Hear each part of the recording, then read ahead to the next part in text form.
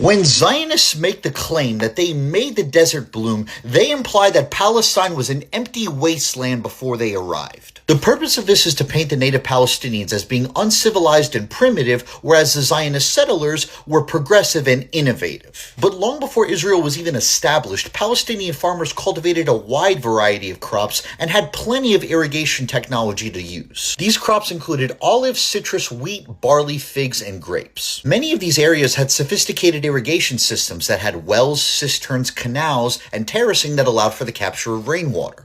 Towns such as Jaffa, Jericho, and Nablus were well known for their olive orchards and their citrus groves, which were significant export commodities during both the Ottoman rule and British rule. Even prior to Ottoman rule, Palestinian farmers who were known as fellahin developed a method of cultivation in sandy environments known as mawasi. This involved excavating large plots of sand and then surrounding the area with sand berms in order for it to collect rainwater runoff and groundwater.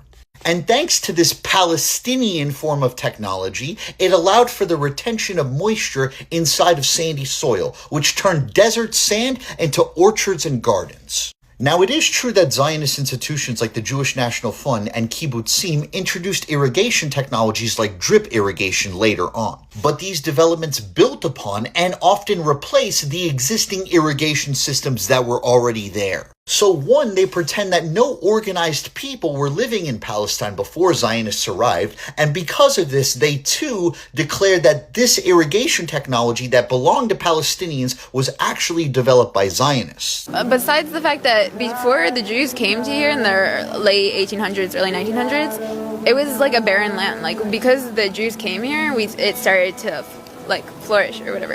And all of this is done in the name of what is referred to as greenwashing. Greenwashing is when a state or organization appeals to environmentalism to deflect attention from their harmful practices. So while Israel steals Palestinian water in order to fuel their so-called environmentally friendly practices, they are hoping that you will only focus on these environmentally friendly practices and not focus on their entire list of crimes against humanity. So the next time a Zionist claims that they made the desert bloom, ask them this: what desert, whose land, and whose water?